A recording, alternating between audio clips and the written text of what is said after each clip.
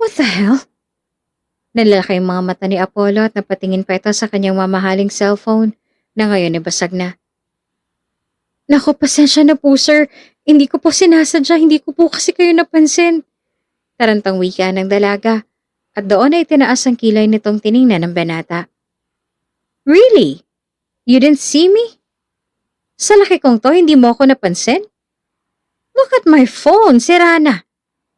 Wika pa ni Apollo at napayuko naman ang dalaga. Pasensya na po talaga sir, hindi ko po kasi sinasadya. Ganito na lang po. Kunin niyo na lang po ang number ko. Tapos huhulog-hulugan ko na lang po sa inyo ang cellphone niyong nasira. Kinakabahang wika ng dalaga at inaabot ang kapiraso ng papel sa binata. Hindi nga kita kilala. Hindi ko nga alam ang pangalan mo. So bakit ako magtitiwala sa'yo? Paano kung magpalit ka ng number o di kaya baka hindi to sa'yo at binubudol mo lang ako? Wika ni Apollo at mariin naman ang umilingan dalaga. Ako po si Amor at sir hindi ko po gagawin ang iniisip mo. At saka may pwesto po ako dito sa palengke. Pwede mo po akong puntahan. At bukod pa doon ay kilala po ako dito kaya hindi po kita tatakasan. Wika ni Amor at pabuntong hininga naman ang binata. Kahit nasabihin mo pang kilala ka dito o may pwesto ka dito, hindi ako naniniwala. Kaya bayaran mo na lang ang cellphone na sinira mo. Wika ni Apollo at napayuko na lamang ang dalaga. Sa mga oras na yun ay naiiyak na ito dahil sa nangyari sa araw na yon. Magkano po ba yung cellphone mo, sir? Naluluhang tanong ni Amor. At nakapamulsang sumagot naman ang binata. 20,000. O actually 30,000 yen. Nang binili ko. Pero syempre dahil napakinabangan ko naman 20k na lang. And I need the money ASAP. Wika ni Apollo at doon ay nalaki naman ang mga mata ng dalaga. Magkano? 20,000? Diyos ko. Saan naman ako kukuha ng ganong kalaking pera? Gulantang na wika ni Amor. At napasign of the cross pa ito dahil sa pagkagulat sa presyo ng cellphone na kanya nasira. O ano, wala ka nun. Tapos sasabihin mo sa akin na huhulog-hulugan mo. Ano ko, Bombay, para gawin mong hulugan?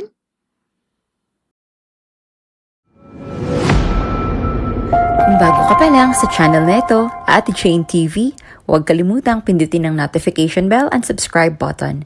Sana po hindi naman malaking abala sa inyo ang pagpindot ng subscribe button dahil ang kapalit po nito ay ang pagsuporta para makapag-produce ng mga libreng stories sa mga channels ni Ate Jane. Maraming salamat!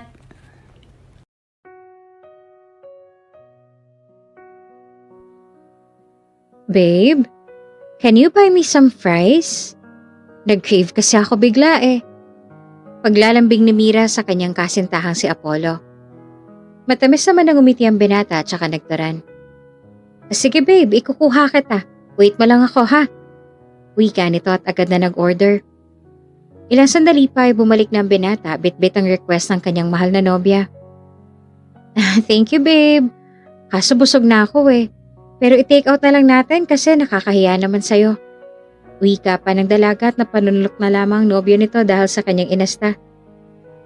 Sige, ayos lang. Tipid na sagot naman ni Apollo at ngumiti na lang.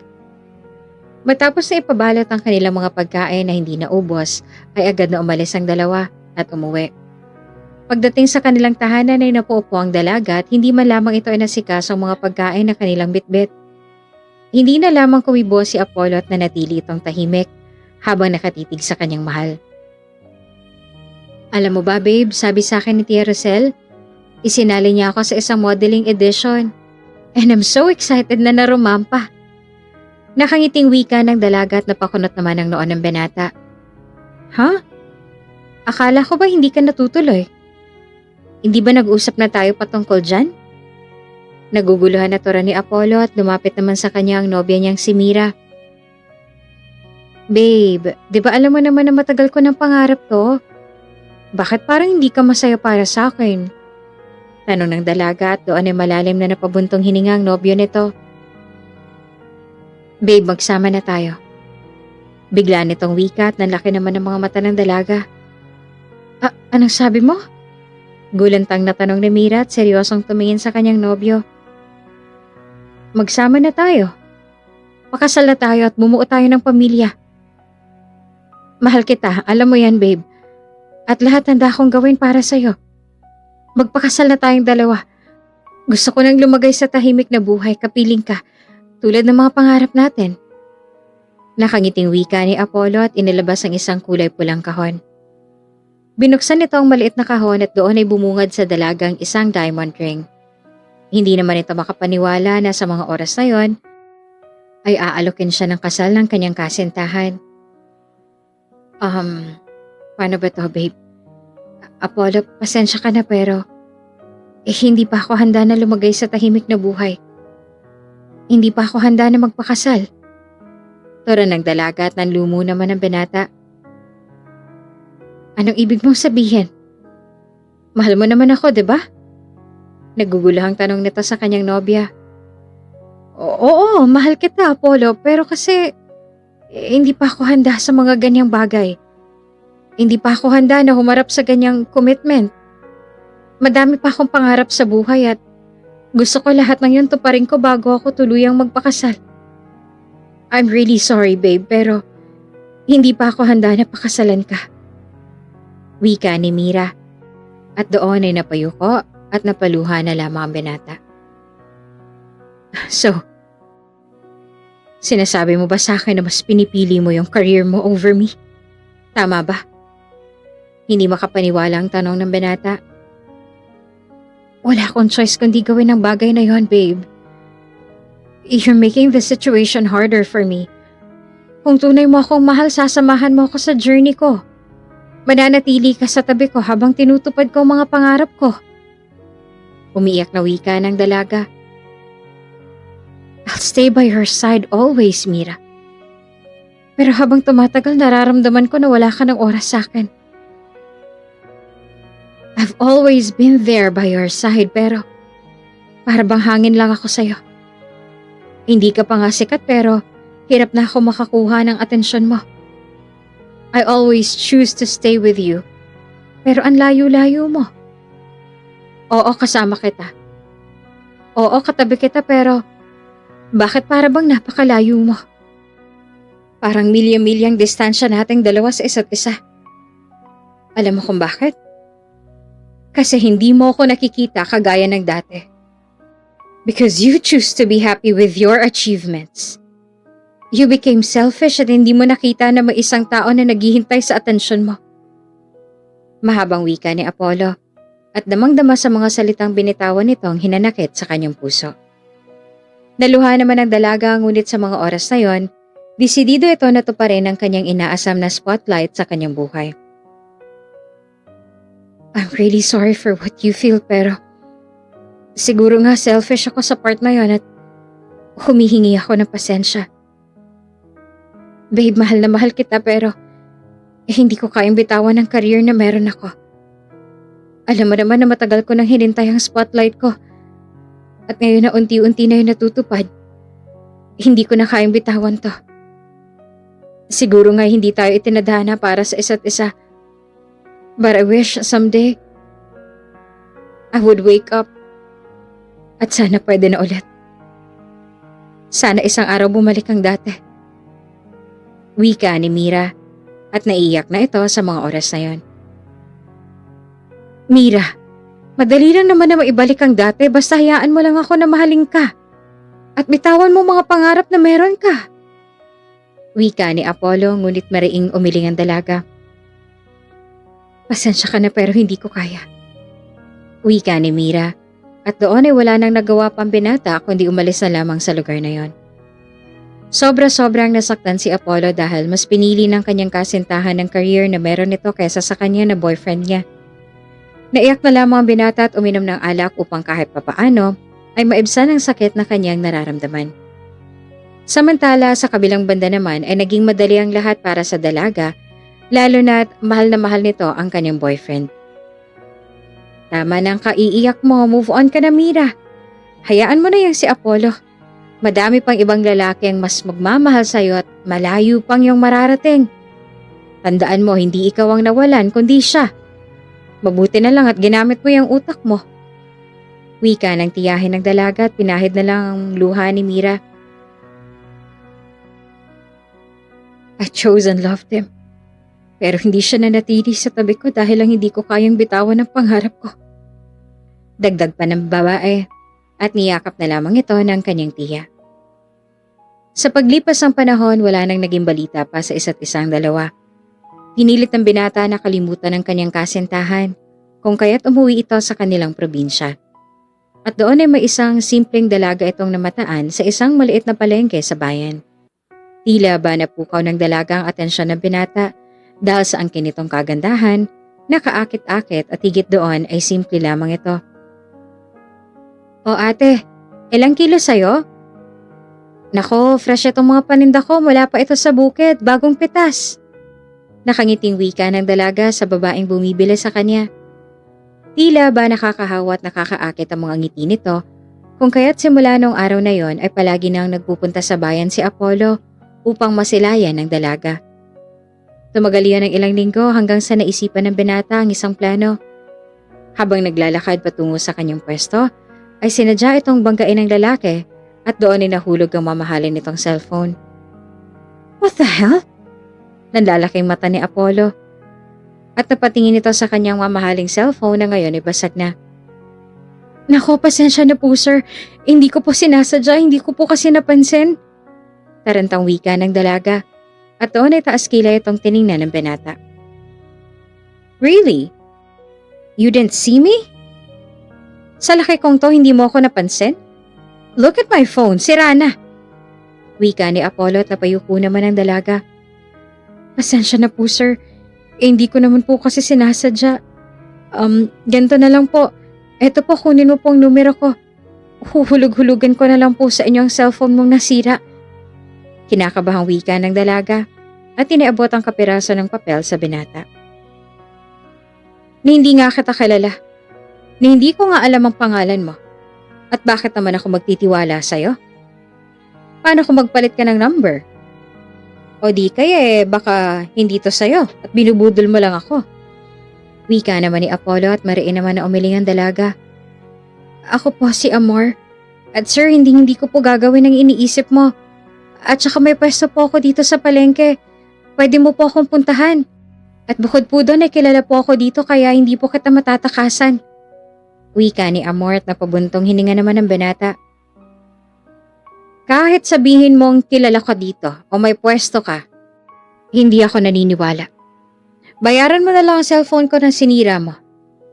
Wika ni Apollo at nayuko na lamang ang dalaga.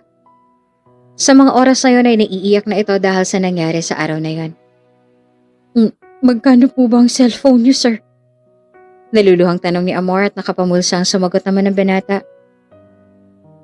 20,000. Actually, 30,000 ko na nabili. Pero dahil napakinabangan ko naman 20K na lang. And I needed ASAP. Wika ni Apollo. At doon ay nalaki naman ang mga mata ng dalaga. Magkano? 20,000? Diyos ko, saan naman ako kukuha ng ganong kalaking pera? Gulantang na wika ni Amor at napasign of the cross pa ito dahil sa pagkagulat sa presyo ng cellphone na kanyang nasira. O ano, wala ka nun. Tapos sasabihin mo sa akin na huhulog-hulugan mo. Ano ako, Bombay para gawin mong hulugan? Seryosong tara ni Apollo at napakamot naman sa kanyang ulo ang dalaga. Oo sir, aminado ako na wala akong pambayad. Hindi ko afford na ibigay ang ganong kalaking halaga ng ganon-ganon. Abay kahit siguro magtrabaho ako at magtinda ng magdamag hindi ko makukuha ang ganong kalaking pera. Baka naman po may ibang paraan para mabayaran ko yon. Handa po akong gawin, please. Paliwanag ni Amor sa binatang kanyang nasangge. Sure ka ba na lahat handa mong gawin? Taas kilay pang tanong ni Apollo. Oo, para matapos na to. Ano bang pwede kong gawin? Kunot na ang tanong ng dalaga. Pakasalan mo ako. Asap.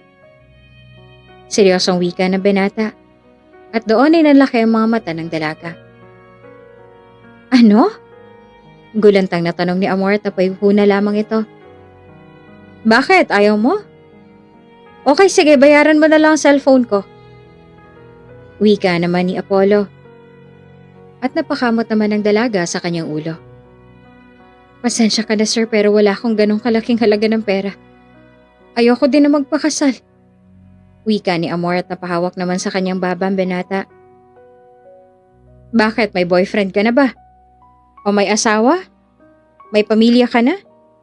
Hindi halata ah.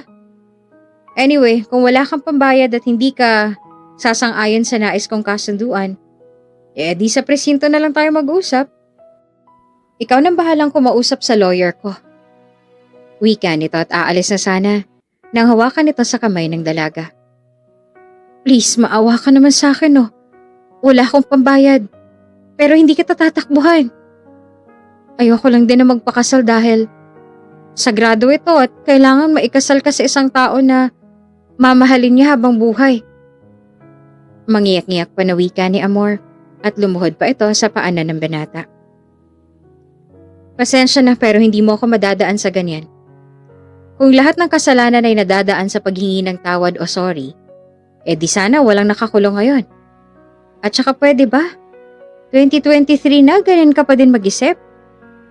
Hindi ka mapapalamon o mabubusog ng pagmamahal na sinasabi mo. Think critically at huwag puro pagmamahal ang nasa isip mo. Wika ni Apollo at tumayo naman ang dalaga. Para bang natauhan ito sa sinambit ng binata sa kanya at hindi ito makapaniwala na may mga ganoong klase ng tao. Okay, sige, papayag na ako. Pero sana lang wala makakaalam na kahit na sino. Wika ni Amor at napabuntong hininga na lamang. Hay nako, ang dami mong pakiusap, papayag ka din pala. Payag naman ako sa kondisyon mo. Pero gusto ko, sasama ka sa akin sa Maynila. Wika pa ni Apollo at doon ay nalaki naman ang mga mata ng dalaga. Pero hindi pa ako nakapagpaalam sa mga magulang ko. At hindi ko din alam kung anong sasabihin ko. Wika naman ni Amor at ngumisi naman ang binata. Sasamahan kita ngayon din sa mga magulang mo. At ako nang bahalang magpaalam sa iyong mga magulang. Wika ni Apollo. Ha? Ano naman ang sasabihin mo? Nag-aalalang tanong ni Amor sa binata. Basta, ako nang bahala. Ang mahalaga ay samahan mo ako sa inyo nang matapos na tong pag-uusap natin ito. Wika ni Apollo tumango lamang ang dalaga bilang tugon. Kahit na tila nag-aalinlangan si Amor sa plano ng binata, ay isinama pa din niya ito sa kanilang tahanan.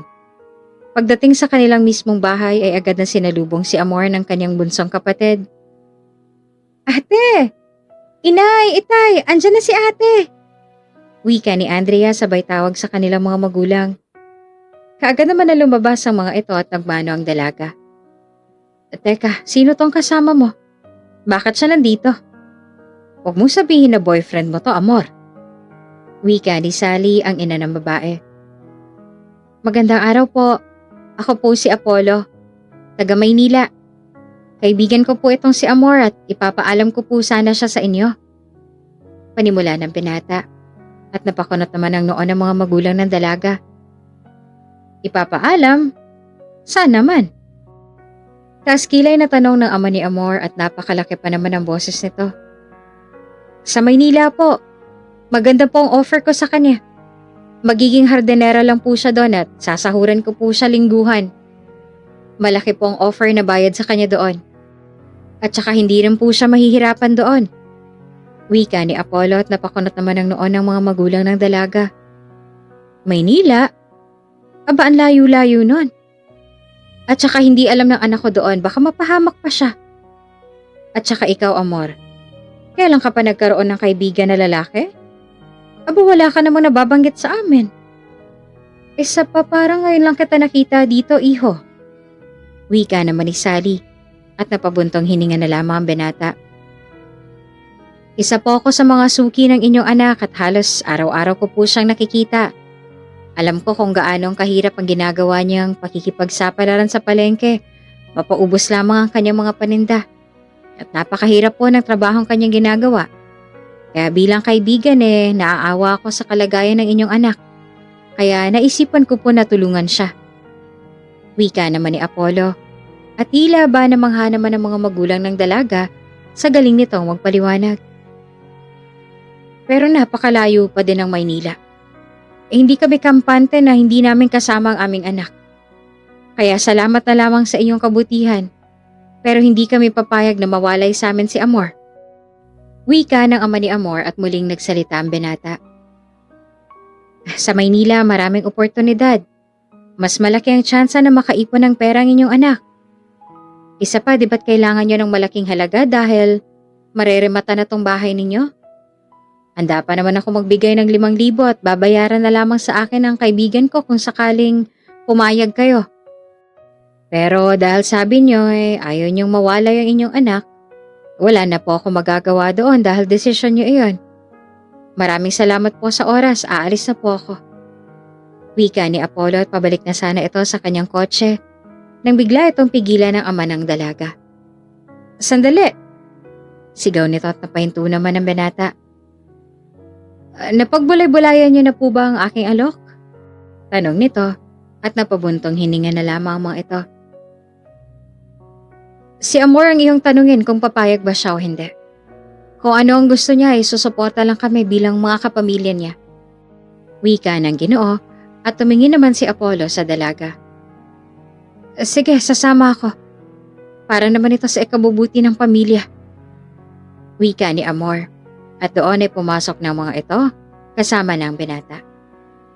Kaagad na nag-impake ang dalaga at naiiyak ito sa puntong yon. Nakita naman ito ng kanyang ina kung kaya't kaagad nitong nilapitan ng ginang at kinausap. Anak, kailangan ba talaga na magtungo ka sa Maynila? Makakaraos naman tayo basta't magkasama tayo at magtutulungan. Wika ni Sally sa kanyang panganay na anak. Sayang din kasi yung offer, inay. At saka tama po si Sir Apollo.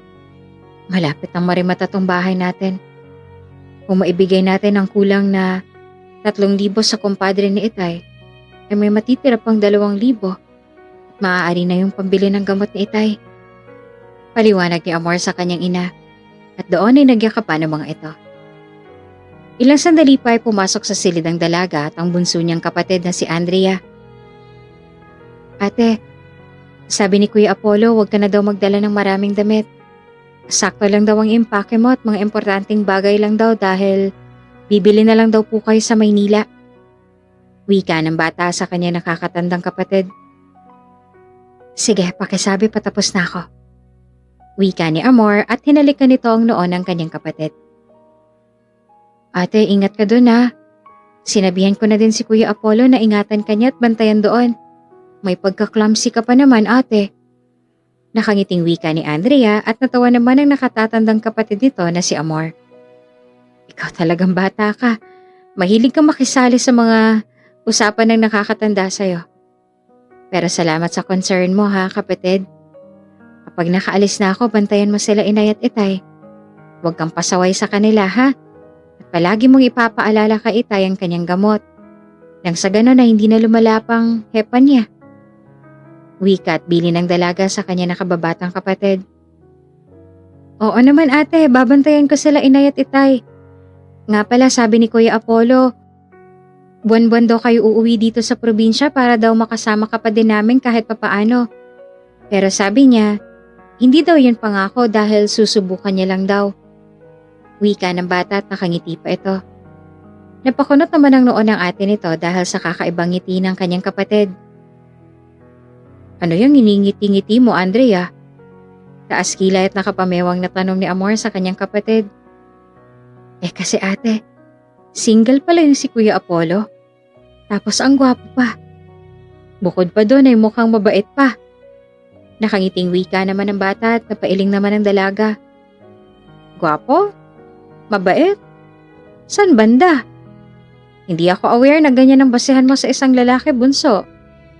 Dapat kapag pipili ka ng isang tao, kikilalanin mo muna. Baka kasi yung inaakala mong mabait ay kabaliktaran pala. Huwag ka munang manghusga hanggat hindi mo nakakasama ng matagal ang isang tao. Wika naman ni Amor sa kanyang kapatid. At hindi din lahat ng iniisip mo na masama dahil lang sa aura nito ay ganun ang ugali. No judgment. Ibabalik ko lang mga sinabi mo ate.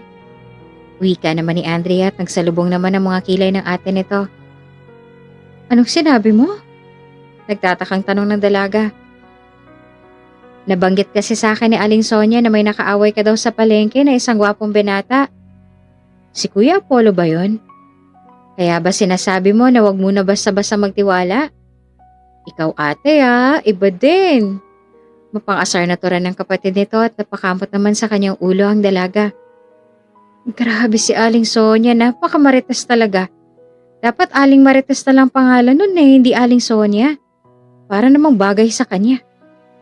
Asar na turan naman ni Amor at natawa naman ang nakababatang kapatid nito. Nako, ang ate ko ay nagagalit. Sige na ate, hinihintay ka na nung fake friend mo. Nakangiting wika ni Andrea at nauna na ito sa kanyang ate. Napailing na lamang ang dalaga dahil sa kanyang nalaman at pagkatapos na ayusin ang kanyang mga damit, ay nagtungo na ito sa salas ng kanilang bahay at doon ay nakita nito ang kanyang mga magulang na naghihintay sa kanya, maging ang binatang si Apollo. Anak, aalis na daw kayo. Kailangan ba talaga nasa Maynila ka magtrabaho? Kaya naman natin kapag nagtutulungan tayo. Wika ni Sally at sinubukan pa nito ang kanyang anak na pigilan. Lingid sa kaalaman ng mga magulang ni Amor na wala talaga itong plano na magtungo sa Maynila. Ngunit dahil sa nasira na ng dalaga ang napakamahal na cellphone ng binata, ay wala itong choice kundi ang magsinungaling. Inay, wala naman po akong gagawin doon ay kakapahama ko. Huwag ka pong mag-alala dahil magtatrabaho po ako doon ng maayos para sa ating kinabukasan bilang pamilya. At saka malapit din po na mag-high school itong si Andrea. Mas lalaki ang gastusin niya sa eskwelahan kaya kailangan na po talaga na magdoble kayod po ako. Kaya ayoko naman po na pati kayo ay mag-isip sa mga bayarin. Tama na po na humiram kayo nung maliit pa ako. Ngayon, ako naman po ang gagawa ng paraan para sa ating pamilya.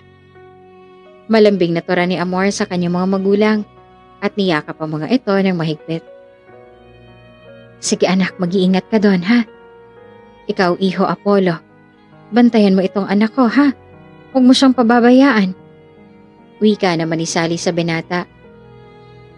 Hindi po ako mangangako pero gagawin ko po ang lahat para sa kanya.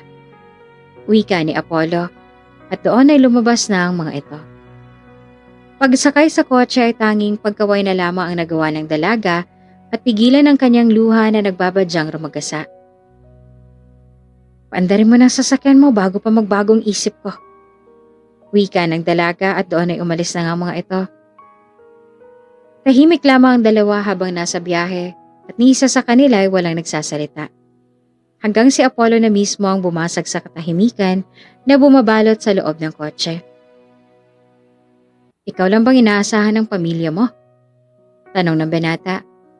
Tinignan naman ito ng dalaga at malalim na napubuntong hininga. Ano pa nga ba? Bilang panganay na anak at nakatatandang kapatid, responsibilidad ko na tulungan ang mga magulang ko. Lalo na't may sakit si Itay. Hindi niya na kaya pang mga gawain na ginagawa niya noon. At bilang anak na nasa tamang edad ay gagawin ko ang lahat para sa kanila. Lalo na't hindi naman kami pinabayaan noon ng aking mga magulang. Kulang pa lahat ng ginagawa ko kumpara sa sakripisyo nila para lamang sa amin. Mahabang paliwanag ng dalaga. Ganun ba? Bakit nagtsatsaga ka sa mababang sahod? I mean, maliit na kita kung pwede naman na maghanap ka ng trabaho na may malaking pasahod. Tanong naman ni Apollo kay Amor at napabuntong hininga naman ito. Bakit may kukuha pa ba sa kagaya ko na undergraduate? Sa panahon ngayon, diploma ng basehan. Kahit pa na magaling ka sa larangan na yon. May kakayahan ka nga, hahanapin pa din nilang diploma. At ang mga magagandang oportunidad sa panahon natin ngayon, para na lang yata sa may mga kaya. Kumbaga, may mga pera pero para sa aming mga kapuspalad at salat sa pera, naku, malabong mangyari. Pera na lang kung magsusumikap at ikaw mismo ang gagawa ng iyong tadhana. Paliwanag ni Amor na siyang tinanguan lamang ng binata. Sa bagay, hindi naman kasi tayo pareho ng estado sa buhay. Pero naiintindihan kita. Hayaan na nga lang natin. Wika pa ni Apollo at nagmaneho na lamang ito. May tanong ako. Maikling tura ng dalaga at napakunot naman ang noon ng binata. Ano yon? Itanong mo na lahat ng itatanong mo dahil mamaya kapag uwi na natin sa bahay ko, magpapahinga na ako at bukas mo na ulit ako makakausap.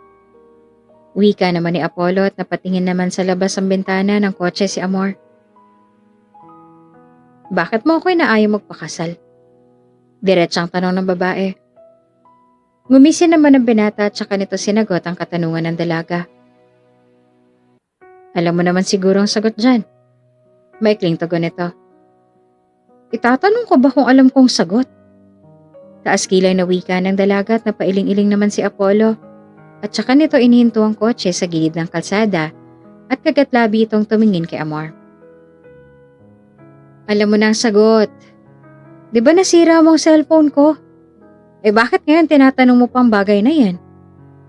Kunot ang paliwanag ni Apollo. Eh yun na nga. Sa dami ng pwede mong gawing kondisyon, bakit pagpapakasal pang napili mo? At saka, bakit nagbigay ka pa sa pamilya ko ng pera? At saka paano mo nalaman ng mga impormasyon na yon? Stalker ka ba? Sunod-sunod na tanong ni Amor sa binata. Naningkit naman ang mga mata ni Apollo sa mga tanong na binitawan ng dalaga. Matalino ka ha? Anyway, gusto ko na maikasal ka sa akin para hindi ka makawala. At isa pa, gusto ko na, basta malalaman mo na lang bukas. Ano, may iba ka pa bang tanong? Kunot noong detanya ng binata. Wala naman akong tanong dahil hindi mo naman ako sinasagot ng maayos. Siguro wala kang magawa kaya ganito ang trip mo. O baka naman ay broken hearted ka. Tapos gusto mong mag-move on kaya gagamitin mo ako. Dire-diretsong wika ng dalaga at humagalpak naman ng tawa si Apollo. Bingo! Wika nito na siyang ikinagulo naman ang utak ni Amor. Pinagsasasabi mo. At saka tawang-tawa lang? Happy ka? May nakakatawa ba sa mga sinabi ko? Taas kilay na tanong ng babae at seryoso itong tumitig sa mga mata ng binata. Alam mo, napaka-straightforward mong babae. Yan ang gusto ko. Anyway, para sa katanungan mo kanina, ikaw na rin mismo ang sumagot. Wika nito at mas nakapagpagulo pa sa isipan ng dalaga. Ano? Ang gulo mo? Wika ni Amor at napabuntong hininga naman ng binata. Bored ako. Galing ako sa breakup. At gusto ko na mag-move on. Gets mo? Sunod-sunod naman ang sagot ni Apollo. So, tama pala ako. Nagagamitin mo lang ako. Matamlay na tura ng dalaga. Hindi lang naman ako makikinabang dito ha, parehas tayo. I will pay you as my hired wife. At habang tayo ay makakakuha ka ng pera galing sa akin. Pero may isa akong rule.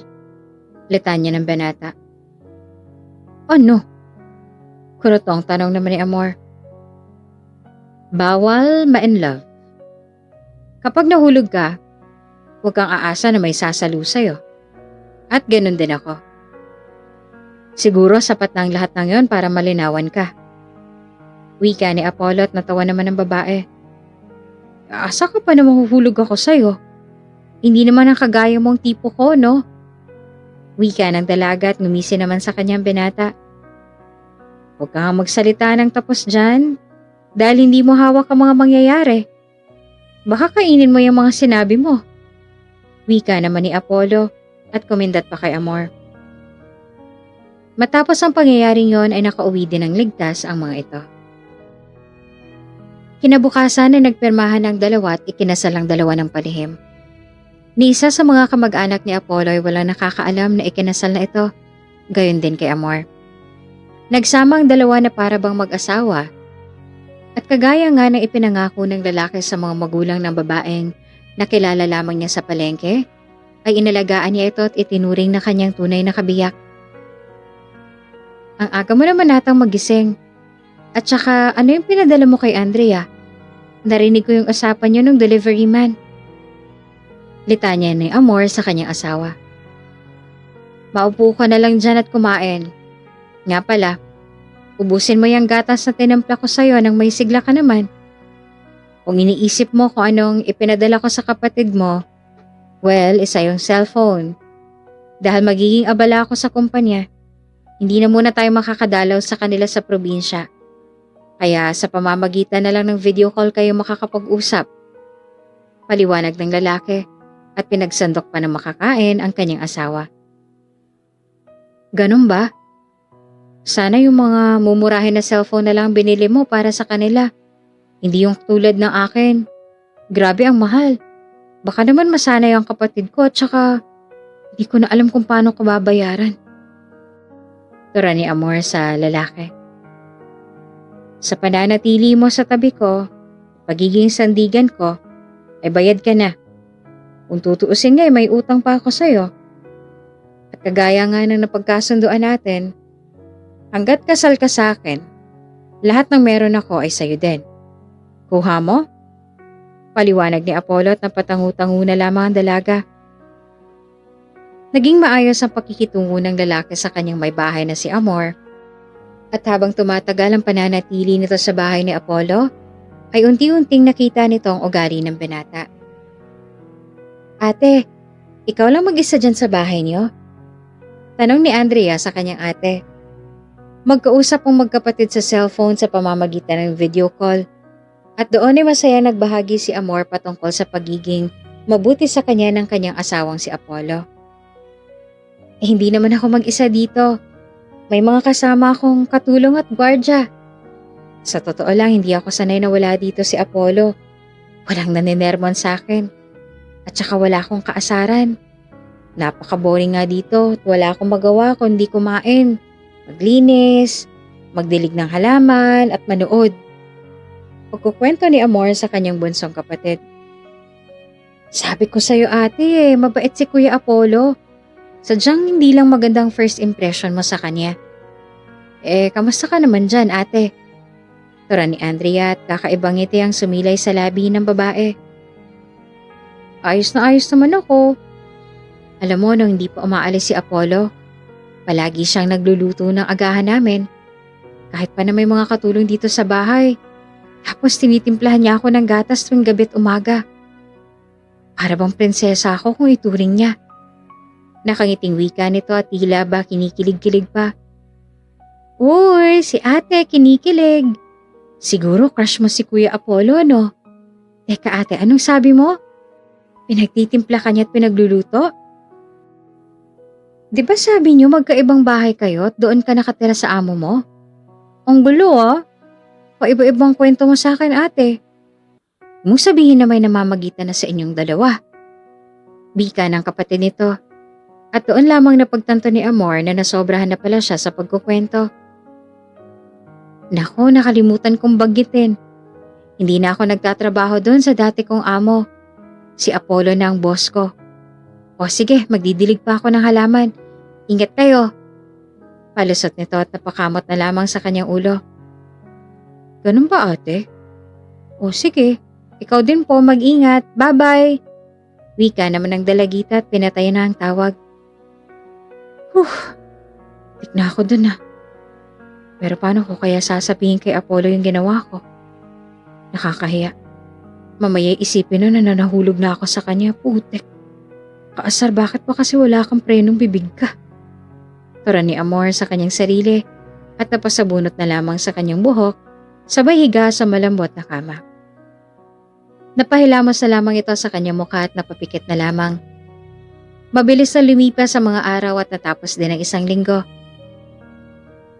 Madam Amor, ngayon daw po darating si Sir Apollo, magbihis ka daw po ng maayos dahil gusto niya na mag-dinner daw kayo pagdating niya. Wika ng katulong at tumungo lamang bilang tugon ng babae. Matapos parinig ang bili ng asawa ay agad na nagtungo sa kanilang silid si Amor at namili ng damit na kanyang susuotin. Hala, paano pala yun? Paano ko sasabihin sa kanya yung sinabi ko kay Andrea? Kaasar naman. Anong palusot na naman kayang sasabihin ko? Natatarantang-tora ni Amor sa kanyang sarili at napayuko na lamang. Iniisip nito kung paano niya sasabihin ang bagay na binanggit niya sa kanyang nakababatang kapatid bilang palusot. Pakiramdam ng babae ay tila ba ginigisa siya sa sarili niyang mantika. Ilang beses na napabuntong hininga si Amor hanggang sa bigla na lamang bumukas ang pinto ng kanyang silid. "Wala bang pa-welcome back dyan galing sa asawa ko?" Nakangiting bungad ni Apollo at doon ay bigla na lamang lumapit sa kanya ang lalaki sabay yakap ng mahigpit. Ang bilis mo naman." Nauutal na wika ni Amor at sobrang bilis ang tibok ng puso niya na para bang may 10 kabayo na nagtatakbuhan doon. "Bakit hindi mo ba ako na-miss? Parang ayaw mo pa ata akong umuwi dyan sa tanong mo." Wika naman ni Apollo at napayuko pa ito. "Hindi naman sa ganon. Hindi pa kasi ako nakapili ng damit at nakapagbihis. Nga pala, welcome back. Masaya ako na nakauwi ka ng ligtas." Nakangiting wika ni Amor at sumingkit naman ang mga mata ng asawa nito. "Oh, bakit hindi ka makatingin sa mga mata ko? Don't tell me may kasalanan ka sa akin." Biglang wika ng lalaki at tinitigan pa nito ang kanyang kabiyak sa mata. "Paano mo nalaman?" Mula sa sariling tanong ni Amor. Natawa naman ang asawa nito at saka nagturan. Di ibig sabihin tama pala ako. "So, anong kasalanan mo? Sige na, sabihin mo na."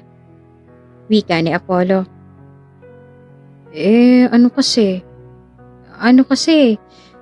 Paulit-ulit na tura ni Amor at napakunot naman ang noo ng asawa nito. "Ano nga?" Pag-uulit ng lalaki. At doon ay wala ng choice si Amor kundi sabihin ang totoo. "Nasabi ko kay Andrea na ikaw na ang amo ko. Inikwento ko kasi sa kanya na nandito ako sa bahay mo eh. Nagtaka siya kaya ayun. Bilang palusot, yun ang sinabi ko." Nakayukong wika ng babae sa kanyang asawa. Napangiti naman ang lalaki at saka nito inangat ang ulo ni Amor at doon ay siniil ng isang matamis na halik na ikinagulat ng kanyang kabiyak. "Sorry, namiss lang talaga kita. Tara, kain na tayo. Huwag na tayong lumabas, ipagluluto na lang kita." Wika naman ni Apollo at tinawakan nito ang kamay ng kanyang asawa. Sobrang bilis ang kabog ng puso ni Amor dahil sa paghalik sa kanya ng lalaki. Ngunit para sa kanyang kabiyak ay tila ba wala lamang nangyari. Na makarating sa sala ay agad na pinagluto ni Apollo si Amor ng beef steak at fried chicken. Gumawa din ito ng java rice at inihain sa hapag. "Wow, kailan ka pa natutong magluto ng java rice?" Tanong ni Amor sa kanyang asawa. "Secret. Sige na, kumain na tayo. Nga pala, wifey. Pwede ba na tumabi ako sa'yo mamaya sa pagtulog?" Litanya ni Apollo at nanlaki naman ng mga mata ng babae. "Ha? Anong sinasabi mo?" Kunot ang tanong naman ni Amor. Mag-asawa naman tayo kaya pwede tayo magtabi sa isang kama. At saka namiss na kita ng sobra. Sa susunod kasi na buwan ay may out of town meeting na naman ako. Gusto ko na sulitin ang araw na magkasama tayo. Pwede ba?" Wika ng asawa nito at tumango naman si Amor bilang tugon. Matapos kumain ay gaya nga ng napag-usapan ay magkasama na sa iisang silid ang dalawa at ngayon ay nanonood ng mga ito ng nakakatakot. "Kaya ano yun? Nakakatakot!" Impit na tili ni Amor at napayakap pa ito sa kanyang asawa. Bigla naman namatay ang television ng pagmulat ng mata ng babae. "Huwag na tayong manood. Natatakot ka lang. Baka mamaya hindi ka pa makatulog." Wika ni Apollo. At doon ay napansin naman ng babae na nakayakap pala siya sa kanyang asawa. "Nako, sorry ah. Magugulatin lang talaga ako. Hindi ko naman sinasadya. At saka hindi ako takot, sadyang nagulat lang ako." Paliwanag ni Amor at niyakap lamang ito ni Apollo. "Matulog na tayo. Ayoko din naman na manood." Wika naman ng lalaki. At doon ay nahiga na ito habang nakayakap kay Amor. Tila naninibago naman ang babae sa ipinapakita at pagtrato sa kanya ng kabiyak niya. Para bang ibang tao ang kanyang kasama dahil hindi naman ito ganoon sa kanya noon. Sige na, matulog na tayo." Iyon na lamang ang sambit ni Amor at saka ito tumalikod. Bakit mo ko tinatalikuran? Ayaw mo ba na makita ang mukha ko? Tanong ng lalaki at doon ay natigilan naman ng babae nang bigla itong iharap ni Apollo. Doon ay siniil ito ng halik ng lalaki at doon ay nakadama ng init ng katawan ng dalawa. Sa gabing yon ay pinagsaluhan ng mag-asawang isang mainit na halikan at doon ay may nangyari sa kanila sa unang pagkakataon. Simula ng araw na yon ay gabi-gabi nang may nangyayari sa dalawa at mas pinahalagahan pa ni Apollo ang asawa nito. Habang tumatagal ang panahon, unti-unti nang nahuhulog ang loob ni Amor sa lalaki at hindi niya na ito napigilan pa. Ngunit dahil sa kasunduan na hindi naman maamin ng babae ang kanyang tunay na nararamdaman para kay Apollo, naging maayos naman ang pagsasama ng dalawa at naging maingat ang mga ito para hindi mabuntis si Amor sa tuwing may nangyayari sa kanila. Aling Nelia, napalitan na po ba ang mga bedsheet at kortina? Padating na kasi si Apollo para naman pag-uwi niya ay may pagbabago na dito sa bahay niya. Wika ng babae sa katulong. Napalitan na po namin lahat ng bedsheet, pati na din po mga punda, ayon sa disenyo at kulay na binilin mo po. At yung mga kortina naman ay pinapalitan ko na din po ng iba pang mga kasambahay. Wika naman ni Aling Nelia. At bigla na lang ay hinimatay si Amor. Doon ay nataranta ang lahat at kaagad na dinala sa ospital ang babae. At sa kanyang pagising ay nakita nito ang katulong. Ano nangyari? Kunot ang tanong ni Amor. Nahimatay ka po, Madam Amor. Halos mangiyak-ngiyak na wika ng katulong. Ano ka ba, Aling Nelia? Bakit ka ba kinakabahan dyan? Sige na, umuwi ka na po, kaya ko na. Mas kailangan ka sa bahay kapag hinanap ako ni Apollo. Pasabi na lang na may binili ako. Ayoko na makarating sa kanyang nangyari. Okay po ba? Litanya ng babae at tumango naman ng matanda. Pag-alis ng kasambahay ay sakto naman ang pagdating ng doktor ni Amor. Long time no see, Amor. Hindi ka na bumalik simula nung isang buwan. May problema ba? Bungad ang doktor at napayuko naman ang babae. Dumating na kasi si Apollo at hindi ko na naharap pa na bumalik dito sa ospital. Lalo na't pinababantayan niya ako nito mga nakaraang linggo. Pero iniinom ko naman ang mga gamot na nireseta mo sa akin, Doc. Wika ni Amor at napapuntong hininga na lamang ang doktor. Tatapatin na kita, Amor. Mas lalong lumalala ang hepa mo. At sa pagkakataon na to, ay meron kang cirrhosis. Wika ng doktor at ipiniliwanag nito ang lahat na dapat malaman ng babae. Napayuko at naluha na lamang si Amor sa kanyang mga nalaman. Hindi alam nito kung dapat ba niyang sabihin sa kanyang asawa ang bagay na yon, ngunit nagdadalawang isip ito. Hindi rin masabi ni Amor ang kanyang karamdaman sa kanyang mga magulang, kung kaya't mag-isang kinaharap ng babae ang kanyang sakit. Matapos na ma-check up ng doktor ay umalis na si Amor. Inayos ito ang kanyang sarili at bumili ng cake para sa kanyang asawa upang hindi ito magtaka kung saan siya nagpunta. Pagdating sa kanilang bahay, kaagad nitong niyakap ni Apollo. Ayos ka lang? Nag-aalala ako sa'yo. Sabi ni Manang namili ka lang daw pero ang tagal mo. Akala ko tuloy iniwan mo na ako. O di kaya napano ka na. Bakit pa ngayon ka lang? Sunod-sunod na litanya ng lalaki at napaluha naman si Amor. Alam mo, nakakapanibago ka. Baka mamaya ay ma-inlove ako sa'yo niyan. Biro lang. Nagpagawa kasi ako ng cake. Tapos nung on the way ako, nasira ako kaya pinaulit ko muna. Kaya medyo natagalan ako. Tara, kainin na natin to. Pagsisinulin pa ng babae at pinahid naman ni Apollo ang luha na umaagos sa pisngi nito. Ano naman kung mahulog ka? Hayaan mo na lang. Malay mo diba mauna pa pala ako kaysa sa'yo? Wika ng lalaki at natahimik na lamang ang asawa nito. Kumain na lang tayo. Nagugutom ako kahihintay sa cake eh. Iyon na lamang na isagot ng babae at doon ay kumain ang mga ito. Matapos na kumain ay nagkwentuhan ng mga ito sa mga nangyari sa kanilang buhay habang sila ay magkalayo. Para bang mutual na ang relasyon ng dalawa. Hanggang isang araw ay nakaramdam ng pagkahilo ang babae kung kaya't agad itong nagtungo sa kanyang silid at palihim na uminom ng gamot. Anong ginagawa mo dito? Bakit mag-isa ka lang? At saka bakit parang gulat na gulat ka? Sa lubong na kilay na tanong ng binata. Nagulat lang ako sa pagdating mo bigla. Magbibihis kasi ako kaya umakit ako saglit para magpalit. At tara, kain na tayo. Wika ni Amor at kaagad itong isinara ang kanyang drawer. Sa paglipas ng panahon ay walang naging problema ang dalawa. Hanggang isang araw, bigla na lamang naging malamig ang pakikitungo ni Apollo sa kanyang asawa. At kahit na nagtataka ay nanatiling tahimik at walang kibo si Amor. Aalis ka? Saan ka pupunta? May out-of-town business meeting ka ba? Sunod-sunod na tanong ng babae sa kanyang asawa. Naalis na ako, pupunta ako kay Mira. Wika nito at nagtaka naman si Amor. Mira? Sino yon? Naguguluhan na tanong ng babae. Tatapatin na kita. Itigil na natin tong pagpapanggap natin. Let's just file a divorce.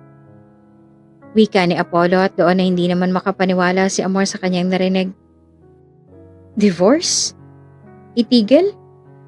Kunot ang tanong nito sa kanyang asawa. Oo. Ang totoo kasi niyan, naging okay na kami ni Mira, ang dati kong girlfriend. At balak namin na magpakasal.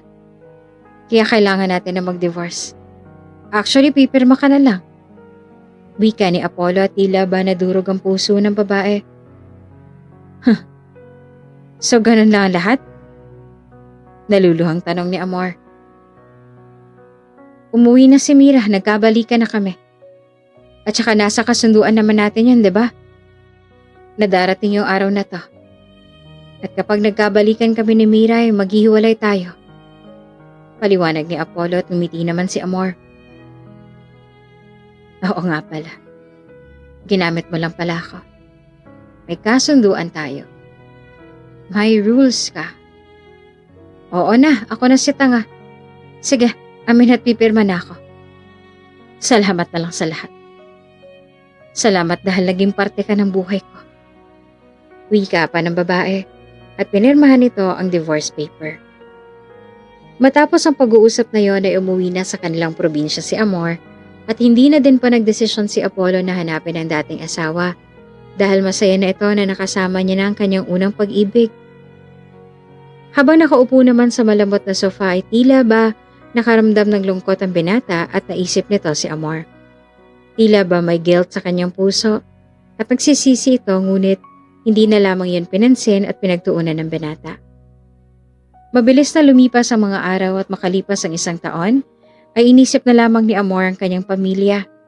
Hanggang sa, naku naman ang mga paninda ko! Tarintang wika ng dalaga at kaagad na dinampot ang mga gulay niyang paninda at nagkalat na sa daan.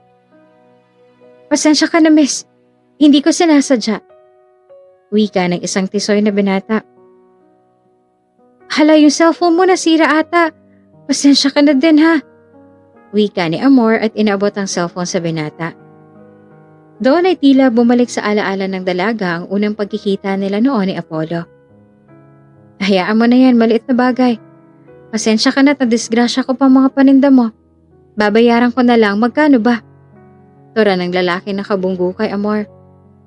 Naku, wag na, nasira ko yung cellphone mo. At tignan mo, mas mahal pa yan kaysa dito sa mga paninda ko. Wika naman ang dalaga. At napabuntong hininga naman ng binata. Ano ka ba, maliit na halaga lang yung cellphone ko na yan kumpara dito sa mga paninda mo. Sa akin, walang mawawala kahit na nasira pa yung cellphone ko. Pero sa'yo, malaki.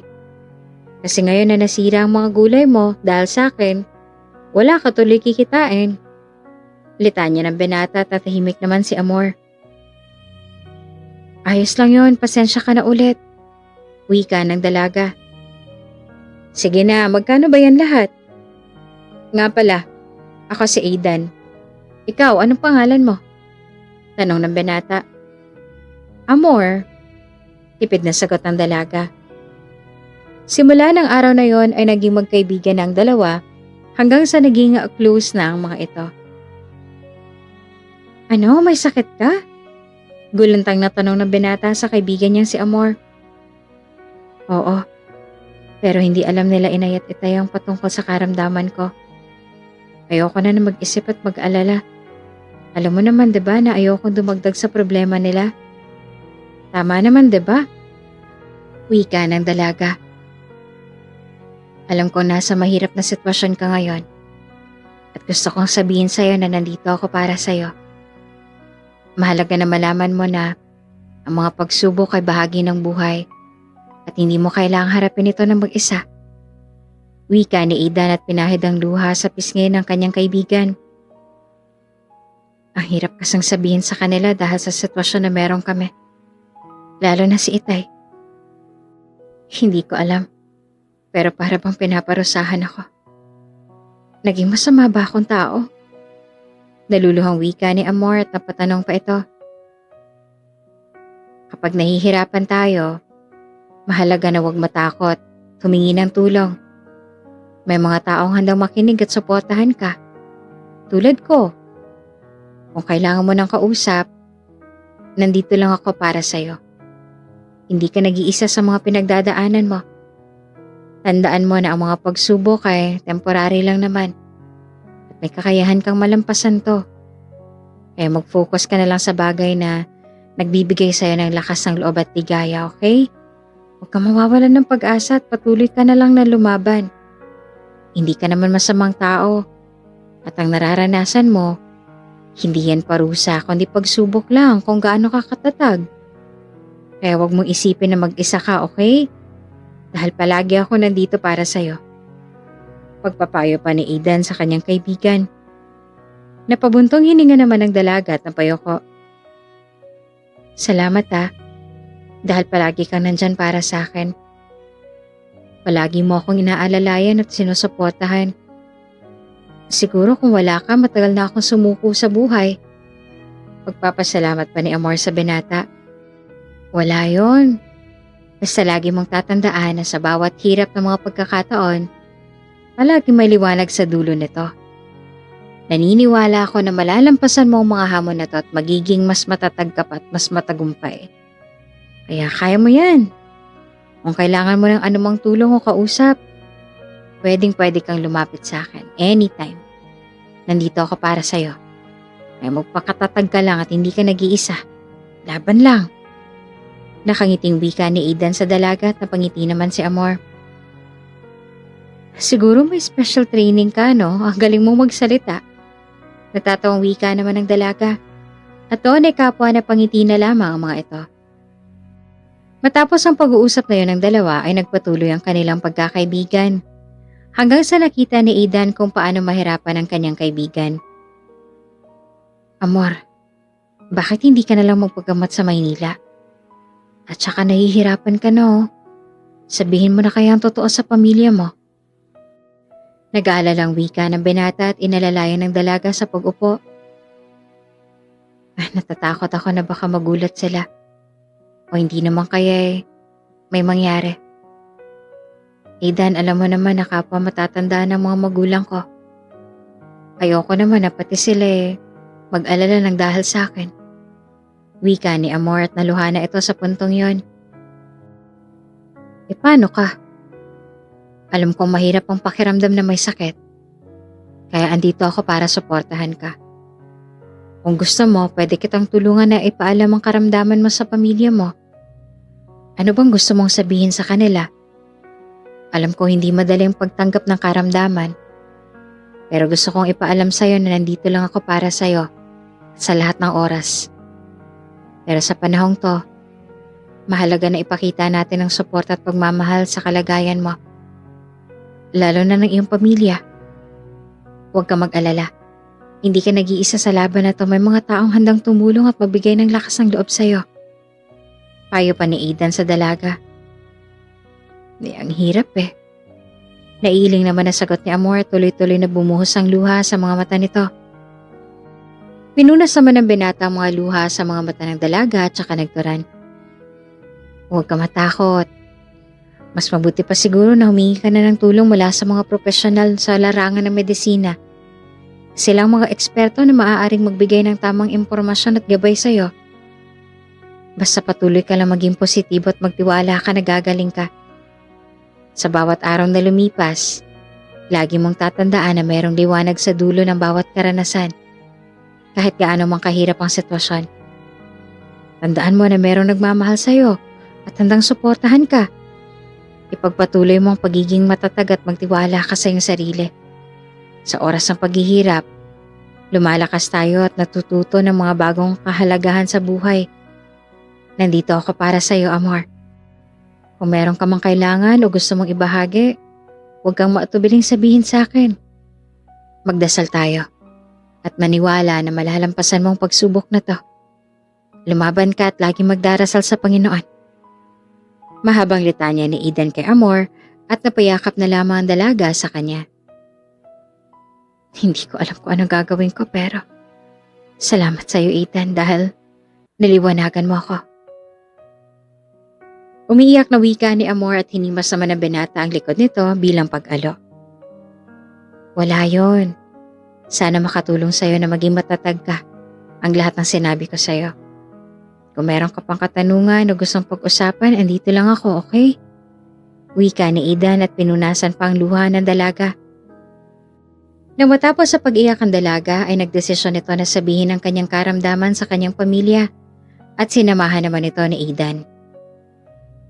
Inay, Itay, Andrea, meron akong isang importanteng bagay na nais kong sabihin sa inyo.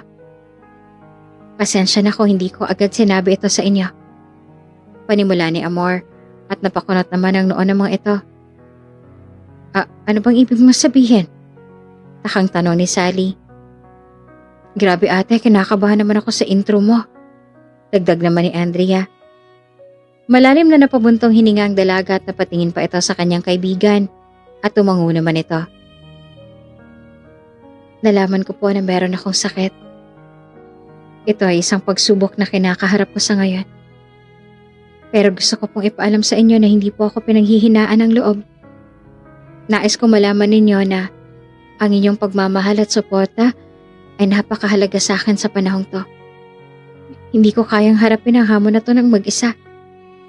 Kailangan ko ng inyong tulong at pagmamahal sa bawat hakbang na aking paggaling. Nung una ay nag-aalinlangan ako na sabihin sa inyo mga bagay na to kasi ayoko na mag-alala kayo sa akin. Maluha-luha namang wika ni Amor at niyakap naman ito ng kanyang pamilya. Anak naman, bakit mo inilihim sa amin ang bagay na to? Pero ganun pa man, huwag kang mag-alala dahil kasama mo kami sa laban na to. Wika ng ama nito. Ate naman bakit naman sinusolo mo? Dapat nagsabi ka man lang sa akin. Maluha-luhang turan pa ng kapatid nito. Huwag po kayong mag-alala. Determinado po ako na malampasan ang sakit na to at magiging mas malakas pagkatapos nito. Ipapakita ko po sa inyo na meron akong tapang at determinasyon para harapin ang anumang pagsubok na dumating sa buhay ko. At nais ko pong magpasalamat sa inyo sa mga taon ng pag-aalaga at pagmamahal na ibinigay ninyo sa akin. Ang presensya at suporta niyo ay nagbibigay sa akin ng lakas na kailangan ko para harapin ang mga pagsubok na ito. Sana'y maging matatag din kayo at maniwala na malalampasan natin to bilang isang pamilya. Kasama ang mga profesional sa medisina, gagawin ko lahat ng kailangan para magpagaling. Hinihiling ko ang inyong pangunawa, tulong at panalangin habang pinagdadaanan kong proseso ng paggaling. Mahal ko kayo at lubos ako nagpapasalamat sa inyong pagmamahal at suporta. Malalampasan din natin to bilang isang pamilya. Salamat sa inyong pagiging matatag at pagtitiwala sa akin. Wika ni Amor at doon ay nagyakapan ng magpamilya.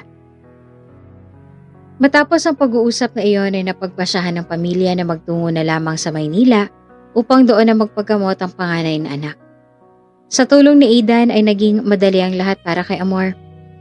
At ang perang naipon ng dalaga ay ginamit nito upang magbukas ng maliit na negosyo na maaari nilang pagkakitaan. Grabe, ibang-iba dito sa Maynila, no? Kesa sa probinsya. Manghang wika ni Andrea sa kanyang ate. Oh, kamusta ka naman sa bago mong school? Tanong ni Amor sa kanyang nakababatang kapatid. Nasa sala ang mga ito at nag-aayos ng mga parcel na paninda ng mga ito. Ayos na ate. At saka nga pala ate, sabi ng mga kaklase ko, order daw sila ng ice cream cake kaya magdadala ako bukas. Wika ni Andrea. Bukod sa pagtitinda ng mga damit at accessories, ay gumagawa din sila Amor ng mga dessert na pagkain kagaya na lamang ng cake, leche flan, at marami pang iba. Mga ilang peraso ba? Para maitabi ko na. Wika ni Amor sa kanyang kapatid. 10 peraso daw ate. Kasi yung mga teacher ko din baka bumili. Iaalok ko din sa ibang mga estudyante. Wika ng dalagita, tumango naman ang ate nito. Matapos ang pag-uusap na yon ay inihanda na nga ni Amor ang mga dadalhin ng kanyang kapatid sa eskwelahan. Hindi ka ba magpapahinga? Tanong ni Aidan sa dalaga. Oh, Aidan, napadalo ka. Gabi na, kumain ka na ba? Sunod-sunod na tanong ni Amor sa binata. Di pa ako kumakain eh. Sabay na lang tayo. Sabi ni tita, hindi ka pa daw naggagabihan. Sakto't may daladala akong lechon na manok. Wika ni Aidan at matapos sasamitin ang bagay na yon, ay naghanda ng binata na makakain nila ni Amor. Kumuha naman ang kanyang ginawang dessert ang dalaga. Tikman mo to mamaya pagkatapos kumain, pangtanggal umay din. O siya, maupo ka na riyan, ako nang kikilos, nakakahiya naman sa'yo. Wika ni Amor at nagsandok pa ito ng kanilang pagkain. Habang kumakain ay nagkwentuhan ang dalawa hanggang sa, alam mo yung kaibigan ko ay kakasal na siya. Nakakatuwa nga kasi sa wakas, maikakasal na siya sa the one that got away niya. Kaso nabalitaan ko lang yun sa iba naming kaibigan. Hindi niya nga ako inimbitahan. Malungkot na pagkukwento ni Aidan. Sino ba yung kaibigan mo na yon? At saka ano bang meron, bakit hindi kanya inimbitahan sa isang espesyal na araw sa kanyang buhay? Takang tanong naman ni Amor. Alam ko, nabanggit ko na siya sa'yo noon eh. Si Apollo, yung kaibigan ko na may girlfriend na modelo. Wika ng binata. At doon ay nabitawan ng babae ang hawak niyang kutsara. Apollo? Kunot noong pag-ulit pa nito. Oo, Apollo Sanchez. Boyfriend ni Mira Victoria. Bakit? Kilala mo? Tas kilay na sagot ni Aidan at tinanong ang dalaga. Actually kilala ko siya. At ng pamilya ko. Aidan, may sasabihin ako sa'yo pero huwag mong sasabihin kila inay at itay. Pwede ba? Turon ng babae. Sa mga oras na yon ay nais ni Amor na maging tapat at totoo sa kanyang kaibigan. Sige ba? Ano ba yon? At saka, paano niyo pala nakilala ang BFF ko? Sunod-sunod na tanong naman ang binata. Malalim na napabuntong hininga naman ng dalaga bago ito nagturan. Dati kong asawa si Apollo. Panimula ni Amor at doon ay nanlaki naman ang mga mata ng kaibigan nito. Wait, what? Gulantang na tanong ng binata. Nakita kami noon ni Apollo sa lugar kung saan kita nakilala. Nabasag ko ang cellphone niya at bilang kabayaran, ikinasal ako sa kanya ng palihim. Nagsama kami na para bang tunay na mag-asawa. Pero lahat ng yun nawala nang bumalik sa Pilipinas ang dati niyang girlfriend. Iniwan niya ako at nag-divorce kami. Matapos nun ay wala na ako naging balita pa sa kanya. Pagkukwento ni Amor. At sa mga oras na yon, ay bumalik na sa kanyang alaala ang lahat ng kanilang pinagsamahan noon ng dating karelasyon. At hindi na namalayan pa ni Amor na lumuluha na pala siya. Bigla namang tumayo si Aidan at doon ay niyakap nito ang dalaga. Minahal mo, no? Seryosong tanong ni Aidan sa kanyang kaibigan. Natawa naman ang bahagyang babae sa tanong ng binata sa kanya. Paano mo nasabi? Naiiling na wika ni Amor at ngumiti naman ang lalaki. Ikita naman sa mga mata mo. Oo, ang bibig nakakapagsinungaling pero ang mata, hindi. Si Apollo bang kinukwento mo sa akin noon na una mong minahal? Tama ba ako? Litanya ni Aidan at napayuko na lamang ang dalaga. Sa mga oras na yon ay ramdam ng binata na mahal pa ni Amor ang dati nitong karelasyon. Gayunpaman, Nanatili ito sa tabi ng kaibigan. Naging makabuluhan ang pagkukwentuhan ng dalawa at nalaman na din ni Aidan ang patungkol sa dating lihim na pagpapakasal ni Amor. Simula noon ay hindi na umalis sa tabi ng dalagang kaibigan nito. Palagi na ito nakasuporta at inalalayan ng babae. Sa paglipas ng panahon, unti-unti nang nahulog ang loob ni Aidan sa kanyang kaibigan. Aidan, nasan ka na? Dito ka na lang sa bahay mag-Noche Buena. Diba nasa States yung mga magulang mo? Let's celebrate Christmas with my family. Wika ni Amor sa binata. Okay, actually on the way na ako. Pwede ba na after dinner tonight labas naman tayo? Palagi ka na lang kasing busy sa work mo. Wika naman ni Aidan. Sure. Goal ko din naman for next year ay kalimutan ng lahat ng bad vibes na nangyayari sa akin. Sagot ng dalaga at napangiti naman ng binata. Ilang minutong nakalipas ay dumating na din si Aidan at napakarami nitong daladala. Oh, iho, nariyan ka na pala. Ano ba yung mga bitbit mo at napakadami naman ata niyang daladala mo? Puna pa ni Sally sa binata. Para po ito sa atin. Nagdala din po ako ng iilang handa. In-order ko lang po ito. Baka isipin niyo po na ako po nagluto. Nako, hindi po ako marunong. Iilang putahe lang po ang alam ko. Wika ni Aidan, at doon ay nilapag nito ang mga pagkain na kanyang daladala. Oh, nariyan ka na pala Aidan. Halika na at sumali ka sa amin ni Andrea na mag-isip ng mga bagay na pwedeng gawin ngayong Pasko. Tora ni Amor sa kaibigan. Aba, napakadaming pwedeng gawin sa Pasko. Isa na dyan ay ang pagdiriwang kasama ang pamilya.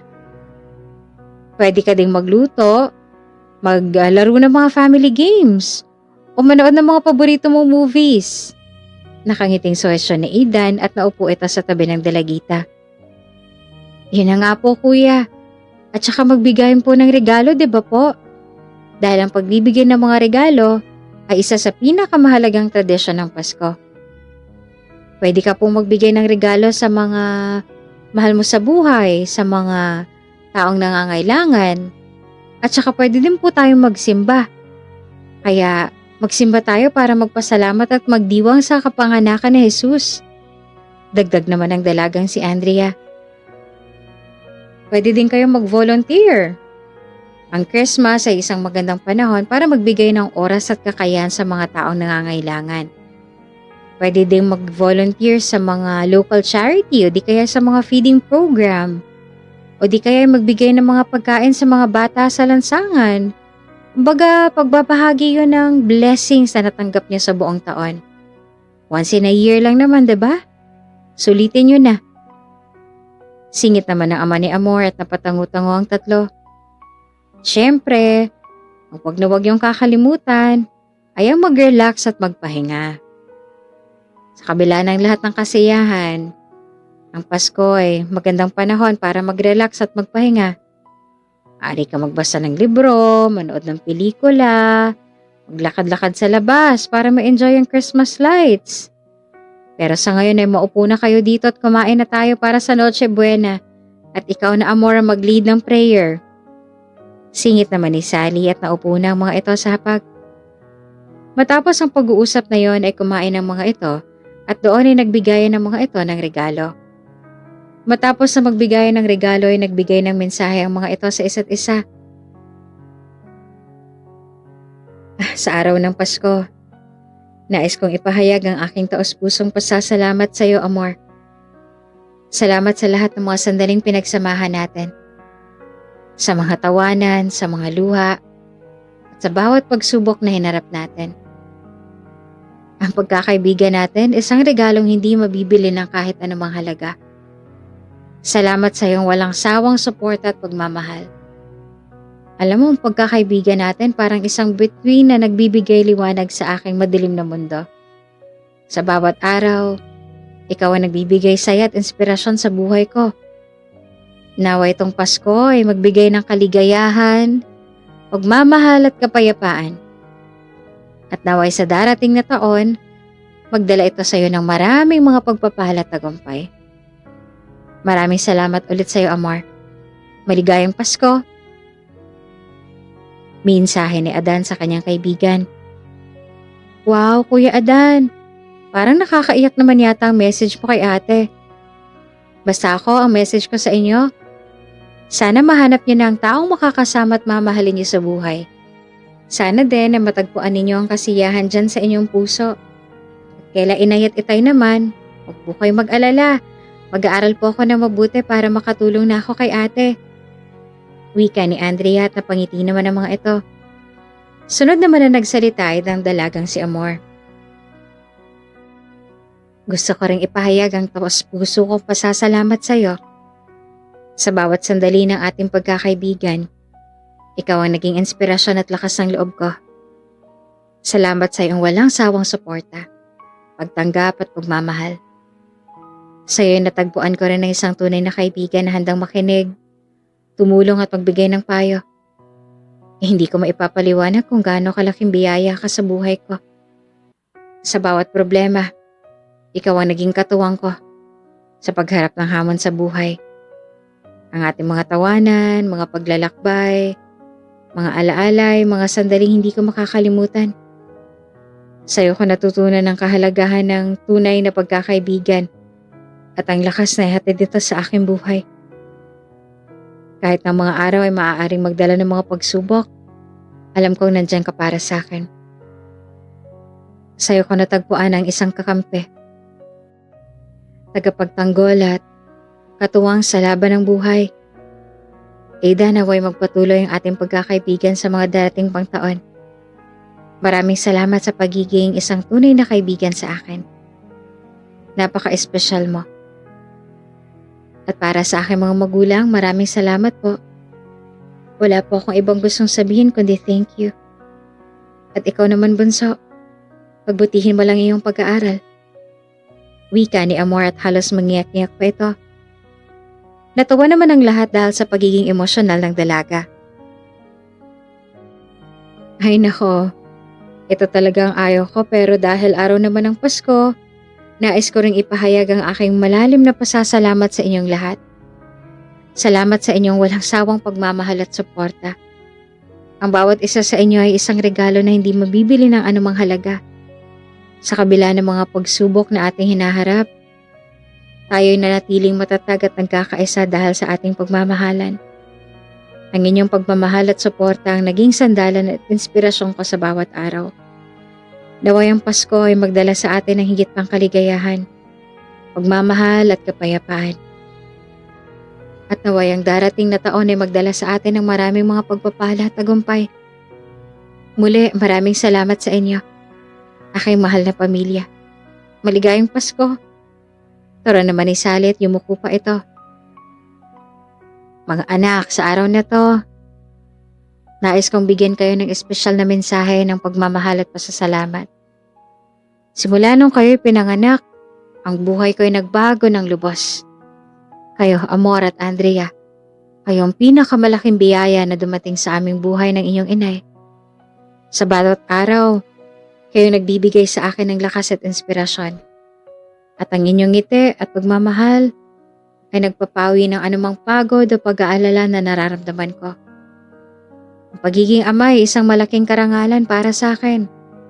At mahalaga sa akin ang bawat sandaling magkasama tayo.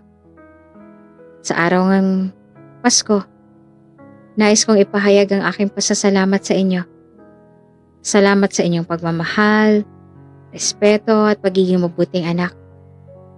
Natutuwa ako sa inyong pag-unlad bilang isang individual at sa mga pangarap na inyong hinahabol. At para sa iyo, Aidan, salamat sa pagsuporta sa aking anak.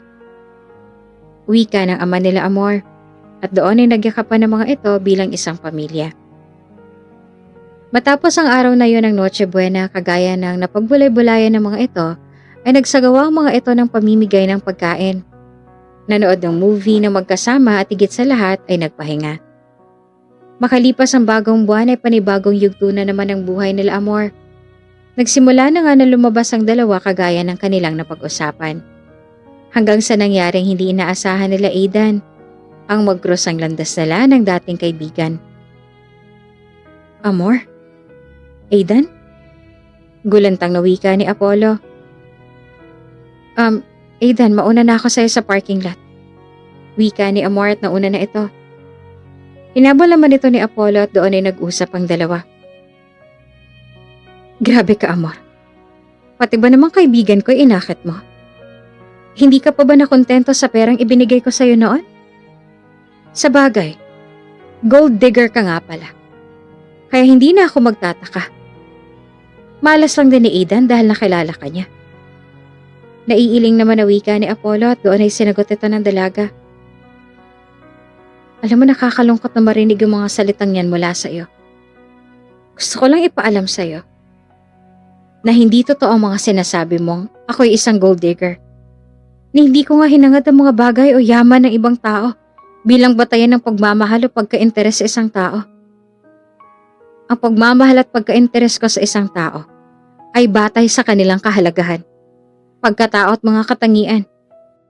At hindi ito batay sa kanilang yaman o material na bagay. Mahalaga sa akin ang tunay na koneksyon, pagkakasunduan at pagmamahalan sa isang relasyon. Kaya huwag mo kong husgahan, lalo na't wala kang alam. Naiiling na wika ng dalaga. Grabe. You are unexpected, Amor. Ang laki na ng pinagbago mo. Tora ni Apollo at hinarap naman ito ang dating asawa. Isa pa, kung meron man akong hangarin o pangarap sa buhay, hindi ibig sabihin na isa akong gold digger. Tulad ng ibang tao, meron din akong pangarap at layunin na nais kong makamit. Pero sa pamamagitan ng sariling pagsisikap at pagtatrabaho ko. Kaya nais kong linawin ng mga salitang gold digger ay hindi naglalarawan sa tunay na pagkatao ko. Isa itong pandalait at hindi nararapat at hindi totoo. Dagdag pa ni Amor. At aalis na sana ito nang bigla na lamang itong hinimatay at nawala ng malay. Amor? Nanlalaking matang tawag ni Apollo sa dating asawa. At nang makita nito na wala na itong malay, ay walang pag-aatubiling binuhat niya ito at sinakay sa kanyang sasakyan at saka itinakbo sa pinakamalapit na ospital. Doon na nalaman ng binata ang tunay na kalagayan at ang sakit ni Amor, kung kaya't labis ang pagsisisi ang nararamdaman nito. Nasaan ako? Takang tanong ni Amor sa binata. Bakit hindi mo sinabi sa akin na may sakit ka? Bakit kailangan na ilihim mo sa akin? Lumuluhang tanong ni Apollo. Bakit? Kapag sinabi ko ba ay may magbabago ba? Kapag sinabi ko ba na may sakit ako ay mananatili ka, di ba hindi? Dahil mas pinili mo siya kaysa sa akin. Sagot ni Amor at doon ay natahimik naman ang binata. Sana sinabi mo sa akin. Hindi na sana kita iniwan. I'm really sorry. Nakayukong wika ni Apollo at lumuhod ito sa paanan ng dalaga. Simula ng araw na yon ay palagi nang dumadalaw si Apollo sa dating asawa at minsan pa ay mantik na magkasalubong sina Aidan at ang binata. Naging ganoon ang setup ng dating mag-asawa hanggang sa nakipaghiwalay na si Apollo sa kanyang fiancé na si Mira. Mas okay na din to na maghiwalay tayo. Sana hindi na lang kita binalikan. Mas pinili pa kita over my career. Wika ni Mira at doon ay mutual na naghiwalay ang dalawa. Sinabi naman ni Amor ang totoo sa kaibigan na si Aidan ang pagdalaw ni Apollo. Ayos lang. Masaya ako kung saan ka masaya. Wika ni Aidan at doon ay nagparaya ito. Alam naman ng binata na mahal pa ni Amor ang dati nitong asawa kung kaya't nagparaya na lamang ito. Sa paglipas ng panahon ay bumawi si Apollo sa kanyang kamalian kay Amor at napatawad naman ito ng dalaga. Niligawan ito ng binata at makalipas ang 3 taon na panliligaw ay sinagot din ito ni Amor. Makalipas ang 1 taon na relasyon ay nagpasya si Apollo na mag-propose sa kanyang kasintahan at ngayon ay nakaluhod ito sa harapan ng kanyang mahal. Sa bawat araw na lumipas, lalo lamang tumitibay ang aking pagmamahal sa iyo. Sa bawat ngiti mo, sa bawat tawa mo, at sa bawat sandali na kasama kita, nararamdaman kong kasiyahan na hindi ko maipaliwanag. Ikaw ang aking inspirasyon, ang aking lakas, at ang aking mundo. Hindi ko maipapangako na hindi ka masasaktan o hindi ka iiyak. Pero maipapangako ko na laging nandito ang aking puso para suportahan at mahalin ka. Salamat sa pagmamahal mo, sa pangunawa mo at sa pagiging ikaw. Mahal na mahal kita. Ngayon at magpakailanman. Ngayon nakaluhod ako sa iyong harapan at nagtatanong, papakasalan mo ba ako, Amor? Will you be my wife? Makabagbag damdamin na tura ni Apollo sa kanyang kasintahan na si Amor. Maluha-luha namang napatango ang dalaga at saka ito nagturan. Oo naman, papakasal ako sa'yo. Kahit saan pang simbahan. Yes, I will marry you. Tumatangis sa manaturan ng dalaga. At doon ay sinuot na ni Apollo ang singsing sa daliri ng kanyang mahal na nobya. Mahal ko, salamat sa pagtanggap ng aking alok. Hindi ko maipapangako na laging magiging madali. Pero ipinapangako ko na ikaw ay mamahalin ko at aalagaan hanggang sa huling hininga ko. Ikaw ang aking buhay at ang aking lahat. Mahal na mahal kita. Huling wika ng binata at doon ay nagyakapan ng dalawa.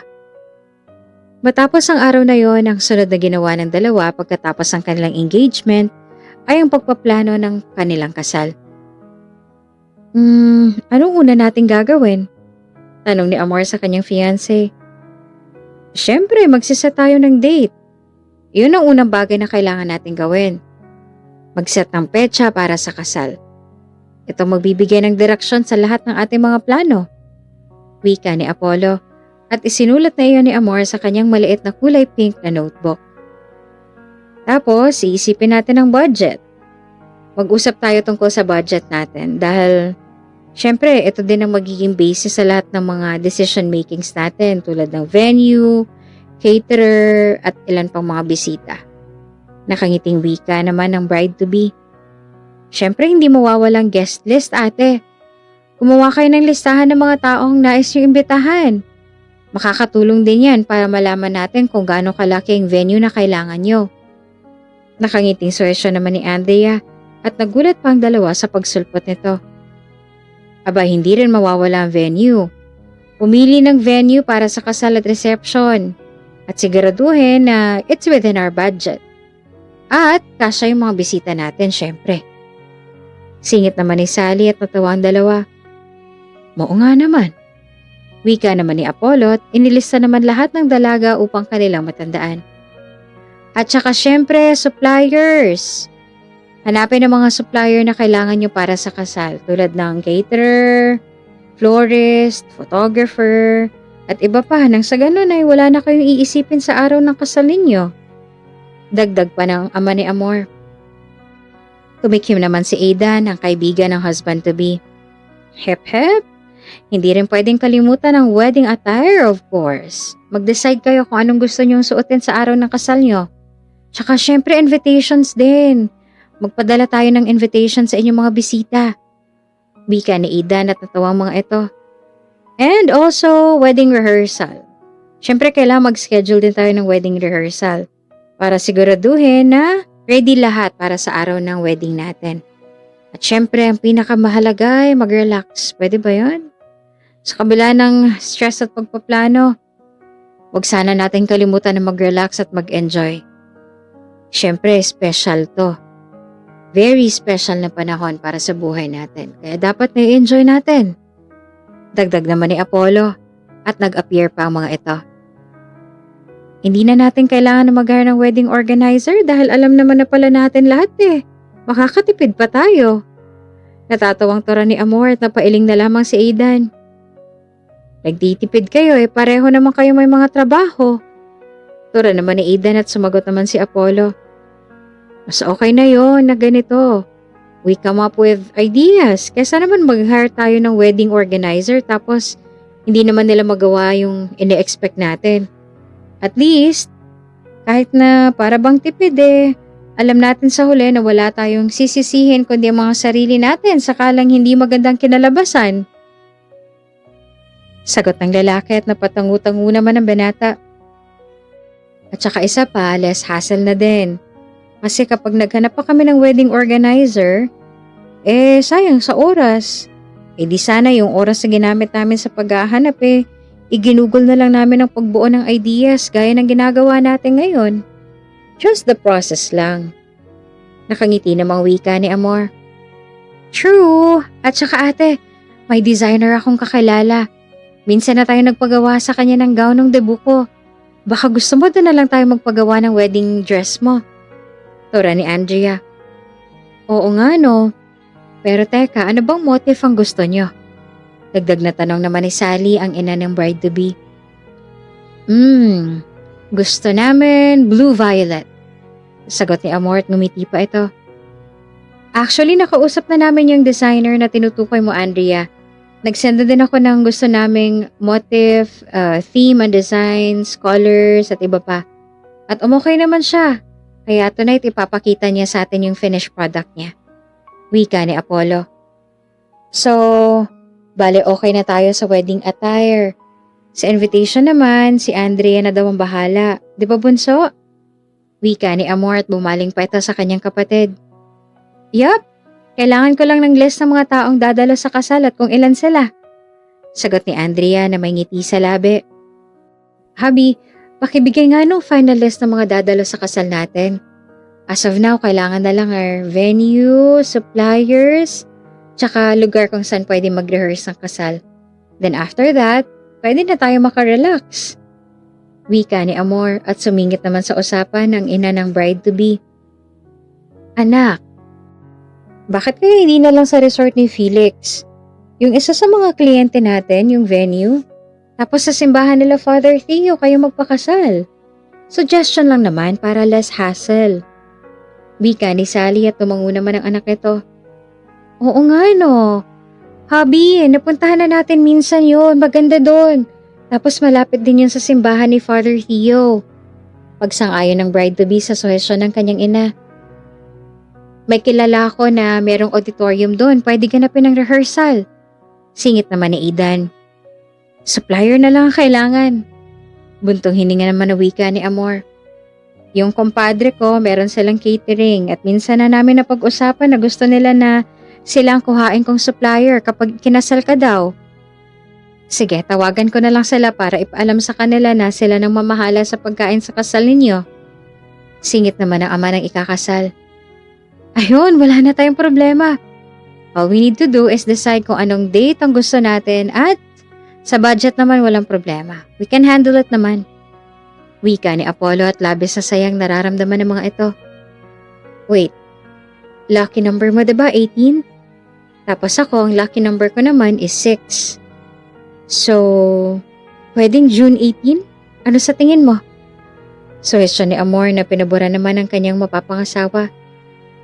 Dahil katapusan ng April pa lang sa araw na iyon, ay mayroong mahigit 1 buwan pa para maganda ang mga ito at lahat ng dapat nang gawin ay binigyan ng mga ito ng pansin at oras.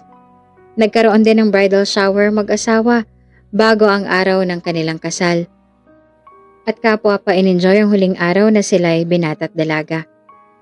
At makalipas ang higit 1 buwan, ngayon ay kapwa na nasa harap ng altar ang dating magkasintahan na sinubok ng panahon at ngayon ay ikakasal na sa isa't isa dahil sa biyaya ayon sa Panginoon. Welcome, family and friends. We are gathered here today to witness and celebrate the marriage of Amor and Apollo.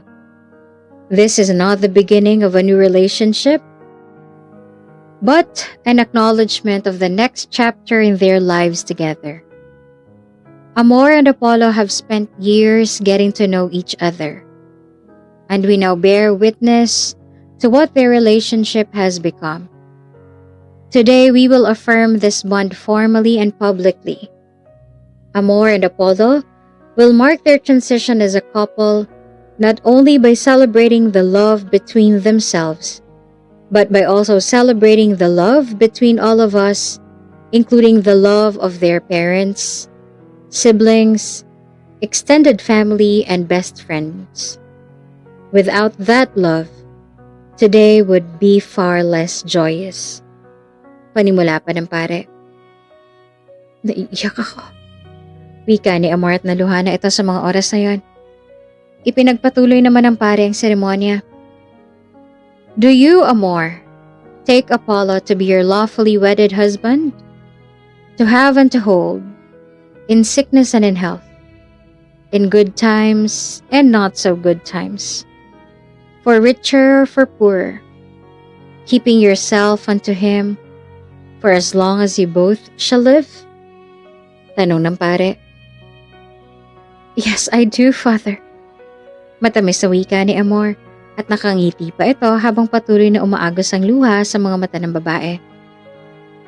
Do you, Apollo, take Amor to be your lawfully wedded wife, to have and to hold, in sickness and in health, in good times and not so good times, for richer or for poorer, keeping yourself unto her for as long as you both shall live? Baling naman ito sa groom at doon ay maluhaluhang sumagot si Apollo. I do. And I will always will. Tora naman ang lalaki. A ring is an unbroken circle with ends that have been joined together, and it represents your union. It is a symbol of infinity and your infinite love. When you look at these rings on your hands, be reminded of this moment, your commitment, and the love you now feel for each other. Amor, place the ring on Apollo's finger and repeat after me. Tura ng father at sinanda naman ng bride ang sinambit nito. Apollo, I give you this ring as a symbol of my love, with a pledge to love you today, tomorrow, always, and forever. Wika ni Amor at isunot ang singsing sa daliri ng kanyang groom. And now, Apollo, place the ring on Amor's finger and repeat after me. Baling naman ang pare sa lalaki. Amor, I give you this ring as a symbol of my love, with a pledge to love you today, tomorrow, always, and forever. Nakangiting wika ni Apollo sa kanyang asawa. Before these witnesses, you have pledged to be joined in marriage. You have now sealed this pledge with your wedding rings. By the authority vested in me, by the great state of God, I now pronounce you married. Apollo, you may now kiss your bride. Nakangiting wika ng pare at doon ay nagpalakpakan ng lahat nang halikanan ng groom ang kanyang bride. Tila ba wala nang mapagsidla ng ligaya ng dalawang bagong kasal habang magkahawak ang kamay. Let's take a picture! Wika ni Mira kasama nito ang kanyang modelong boyfriend. Doon ay nagkompress ang mga ito upang magpakuha ng larawan. Say cheese! Wika ng photographer at kanya-kanya nang ngiti ang mga ito. Labis sa saya ang kanilang nararamdaman dahil sa huli, nakamit din ng mga ito ang kanilang happy ending. Matapos ang seremonya ng kasal ay nagtungo na sa reception ng mga ito at doon ay pinagpatuloy ang kasiyahan. Okay, to all the ladies na hindi pa kasal, pumunta na sa gitna dahil ihahagis na ng bride ang kanyang bouquet of flowers. Wika ng MC. At doon ay kanya-kanyang pumwesto ang mga dilag na hindi pa naikakasal. At kasama ng doon ang dating kasintahan ng groom na si Mira. Okay, bibilang ako ng 3. Pumesta na kayo. 1, 2, 3. Sigaw ng bride. At inihagis ito ang isang bugkos ng bulaklak. At ang nakakuha ay walang iba kundi si Mira. Wika ng MC at nagpalakpakan ng lahat. Hindi naman makapaniwala ang dalaga na siyang nakasalo ng bulaklak. Ako talaga? Oh my God! Lutang na wika ng dalaga na patili na lamang ito nang mag-sink in lahat sa kanya. Matapos noon ay nagpatuloy ang kasiyahan at kasunod noon ay nagkwentuhan ng mga ito. Napabalik tanaw din ang mga ito sa lahat ng nangyari. Parang dati pangarap lang natin to Wika ni Amor at naluluha na ito sa puntong yon. Kaya nga bilis ng panahon Bilis ng pangyayari. Wika ni Apollo at doon ay nag-toast sa mga ito. Parang kailan lang, pangarap natin to. Pero sa iba mo natupad. But that's okay. Masaya ako para sa inyo. Nakangiting wika ni Mira at doon ay nag-toast din ang mga ito. Naging masaya ang mga ito sa buhay sa kanilang mga napili. My love, every day I'm grateful for the love that we share. You are my rock, my best friend, and my soulmate. Your presence in my life fills it with so much happiness and warmth. Your smile brightens up my darkest days, and your touch sends shivers down to my spine. And I'm forever grateful for the love and support that you give me. I want to spend the rest of my life with you, creating beautiful memories and building a future together. You are the love of my life, and I'll cherish every moment with you. Matamis sa wika ng asawa ni Mira sa kanya sa harapan ng altar. Hey love, I just want to take this moment to tell you how much you mean to me. You're the first thing I think about when I wake up and the last thing on my mind before I fall asleep. Your love is like a bright star guiding me through life's journey. You've brought so much joy, love, and laughter into my life. I can't imagine my world without you in it. I love you more than words can express. Mangiyak-iyak naman si Mira habang binibigkas ang kanyang marriage vow para sa kanyang asawa. Labis sa ligayang nararamdaman ni Mira at ng kanyang nobyo dahil sa wakas, lalagay ng mga ito sa tahimik na buhay. Kalaunan ay pareho na sila ni Amor na biniyayaan ng anak na lalaki. Samantala si Ada naman ay nakahanap na din ng babaeng makakasama niya sa buhay.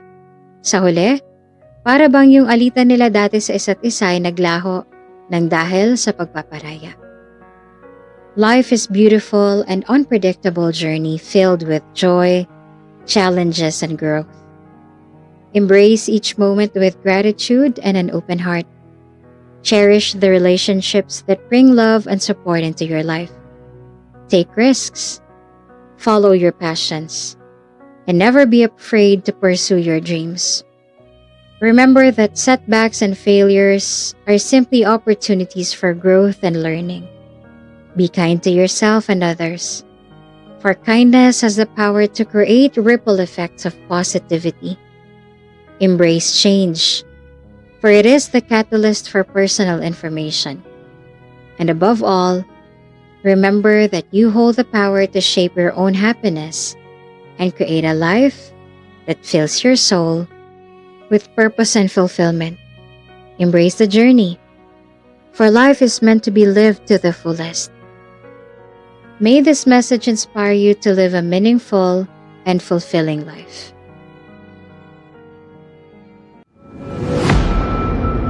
Kung bago ka pa lang sa channel na ito, Ate Jane TV, huwag kalimutang pindutin ang notification bell and subscribe button. Sana po hindi naman malaking abala sa inyo ang pagpindot ng subscribe button dahil ang kapalit po nito ay ang pagsuporta para makapag-produce ng mga libreng stories sa mga channels ni Ate Jane. Maraming salamat! What the hell?